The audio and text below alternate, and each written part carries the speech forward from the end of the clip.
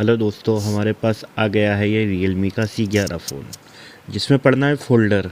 ये देखिए बहुत बुरी तरीके से टूटा हुआ है फ़ोन। और ये फिंगरप्रिंट में C11 आता है, फिंगर होता है इसमें, फिंगर सेंसर।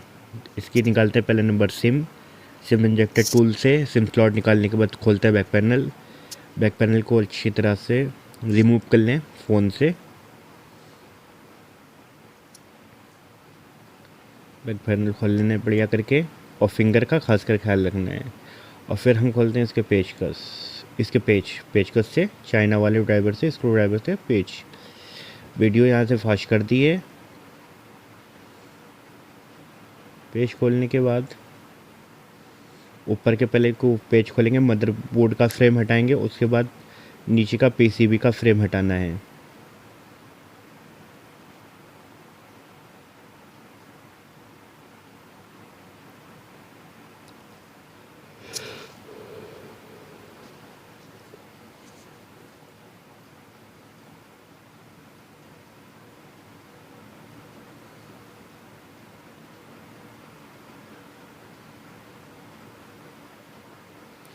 पहले मदरबोर्ड का फ्रेम हटाने के बाद उसके बाद पीसीबी का फ्रेम हटाया। पीसीबी का फ्रेम हटाना है,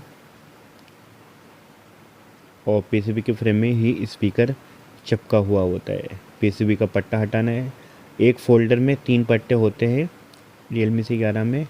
फ़ोल्डर पट्टा भी पीसीबी की जो सप्लाई देती है वो भी डिस्प्ले से अटैच होता है, और डुअल पट्टा वैसे होता है। ये देखिए फ़ोल्डर है मेरे पास नया। इसको हम स्कोप पे पहले चेक कर लेते हैं बैटरी लगाकर।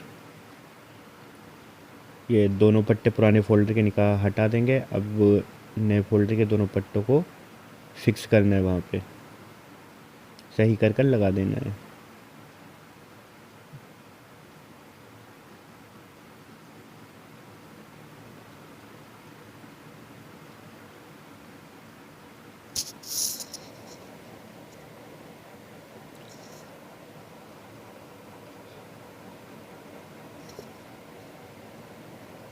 पट्टे सही से लगा लेने के बाद बैटरी को लगाने के बाद ये पट्टे दाब के देख लिए, अब निकलेगा तो नहीं। इसके बाद बैटरी को सही से लगा लेना है।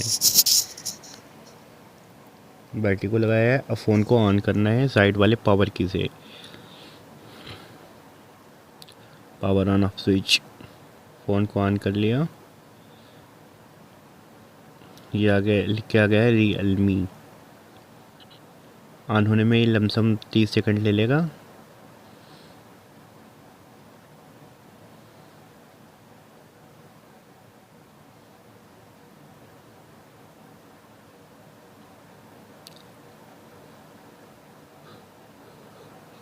अब टच वर्किंग चेक करना है।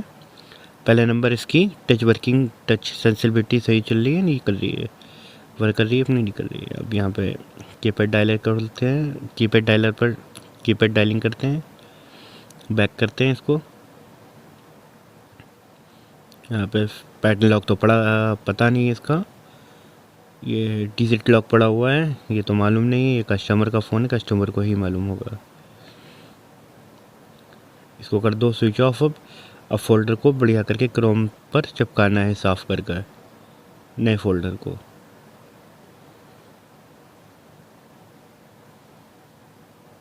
बैटरी का पट्टा हटाना है, दोनों पत्ते फोल्डर के निकालने हैं।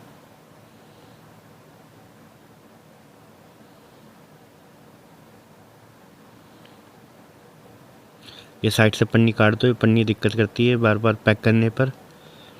और ये पट्टा जितना फोल्डर का उतनी पन्नी ये काट दो। पट्टे को हटा देना है, फ़ोन से छुटा दो जहाँ पे चिपका। ये फोल्डर को छुटाना है ब्लेड से। मदरबोर्ड हटा देना है इसका। है मदरबोर्ड निकल जाता है बार बार, लूज़ है, फंसता नहीं है इसमें, लॉक नहीं होती मदरबोर्ड की तो तभी निकल जाता है बार बार। और ये इसका फ़ोल्डर हटा देना है ब्लेड से, सर्जिकल ब्लेड से पूरा फोल्डर छुटा दो।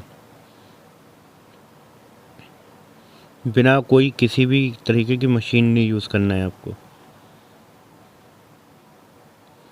हटाया। अब ग्लू रिमूवल लेंगे, मशीन को उससे क्लियर करेंगे।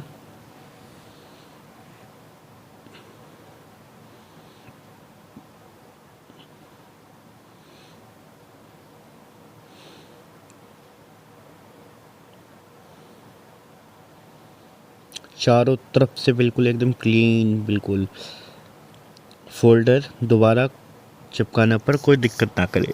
अगर टच फोल्डर सही से नया चिपकता नहीं है तो टच अपने आप वर्क करने लगती है, जिससे फोल्डर ख़राब हो जाता है और सही भी नहीं होता है।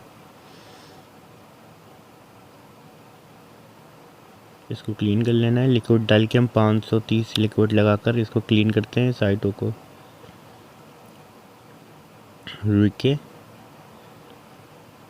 रुई से रुई लकड़ी पे एक रुई को लेते हैं, उस पर 500 लिक्विड डालकर इसकी साइटों को जो खांच होती हैं फोल्डर की उसको साफ़ कर लेते हैं। एक बार फिर से वाइब्रेशन में से उससे ग्ली रिमूवल से साफ़ करने के बाद ब्लेड से स्क्रैच करके थोड़ा साफ़ करना है, कहीं पर रह ना जाए। कान वाला स्पीकर जो होता है इसको साफ़ कर दिया बिल्कुल है, कस्टमर को कोई दिक्कत ना हो। आवाज़ हल्की आ रही है, आवाज़ तेज़ आ रही हो, इसको ब्रश से साफ़ कर दो, कहीं पे भी कुछ रह ना जाए, वरना फोल्डर चटक भी जाता है अगर कुछ रह जाएगा दबने पर। अब नया वाला फोल्डर लेना, उसकी लेमिनेशन हटाना है, पन्नी हटा देना है, कट लगा होता है इसके नीचे, टेपिंग होती है और ये पट्टा चिपक जाता है।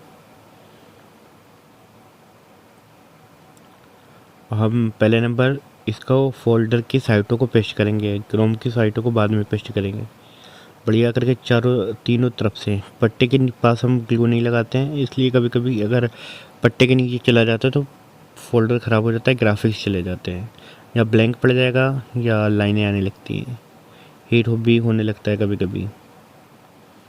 ये चिपकाने के बाद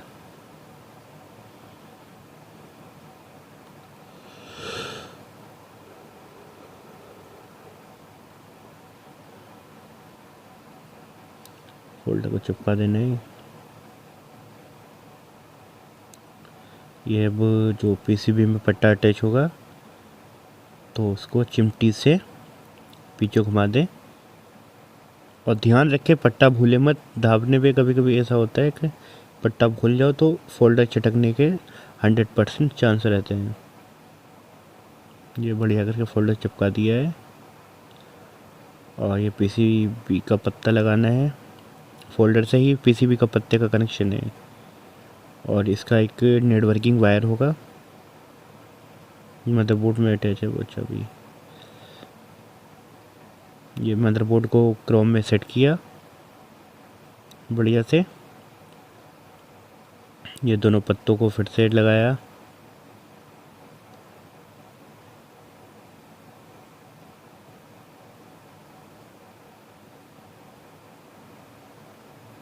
ये नेटवर्किंग वायर को अटैच किया पीसीबी से। अगर ये नहीं लगाओगे तो नेटवर्क नहीं आएंगे, नेटवर्क आएंगे मगर आप आउट एरिया में जाओगे तो नेटवर्क सर्चिंग भी बोल सकते, कुछ भी बोल सकता है, नेटवर्क एरर भी बोल सकता है। आप लगाने के बाद पीसीबी का फ्रेम लगाना है, इसमें स्पीकर लगा होता है।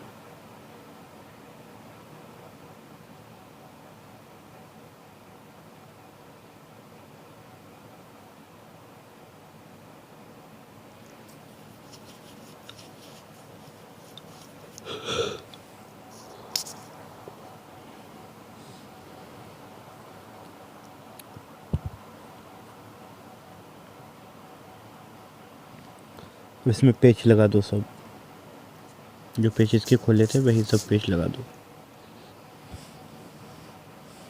बहुत ही आसान तरीका है ये फोल्डर लगाने का, बिना कोई मशीन के, बिना कोई खर्चे के ज़्यादा। मात्र पेस्ट होना चाहिए आपके पास, जो ट्यूब होता है चिपकाने के लिए वो होना चाहिए, और पेचकस होना चाहिए, चाइना स्क्रू ड्राइवर, और एक ट्यूजर होना चाहिए, चिमटी होना चाहिए एक, बस।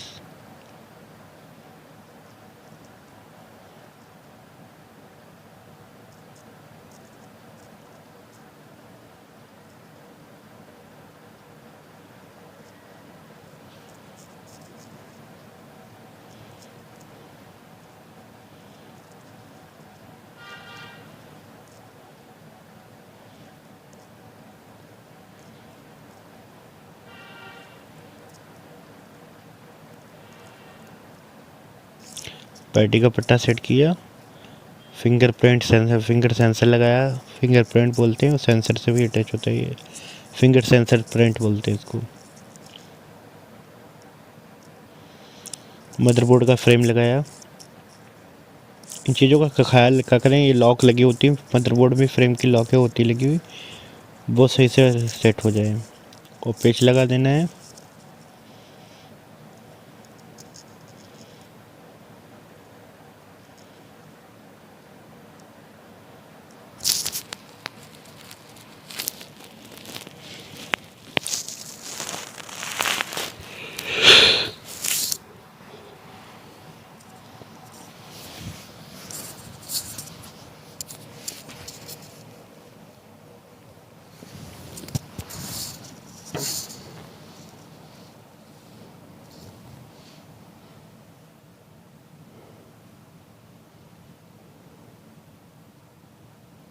बैक पैनल लगाना है, बढ़िया से चेक कर लो, चारों तरफ से बढ़िया करके बैक पैनल को सेट कर लो। और फोर्स फोल्डर पर ही, डिस्प्ले पे फोर्स नहीं करना है, बैक पैनल की साइडों पर फोर्स डालना है और वही लॉक सेट करना है। फोल्डर दबाओगे तो चिटक जाएगा। ये मोबाइल हो गया ऑन कंप्लीट एकदम। अब आप इस पर चढ़ा दें रबड़े, गेट चढ़ा दें, रबड़े चढ़ा दें, कम से कम 8 से 10।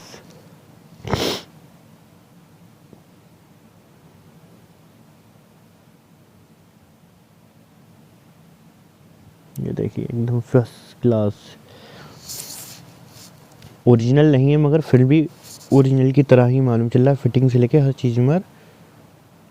नया फ़ोन था, पहली बार फ़ोन भी खुला था ये।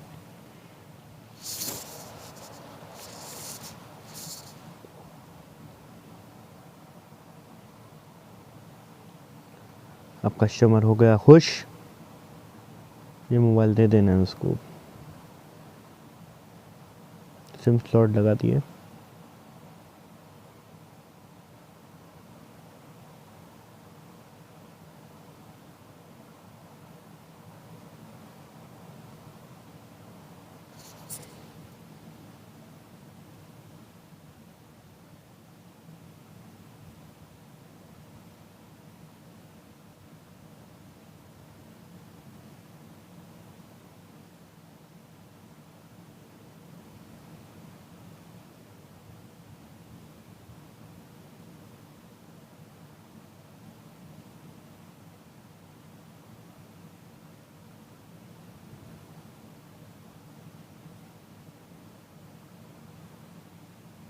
टच को फिर से चेक कर लो, बढ़िया का चल रहा है। अभी कस्टमर को दे देना है।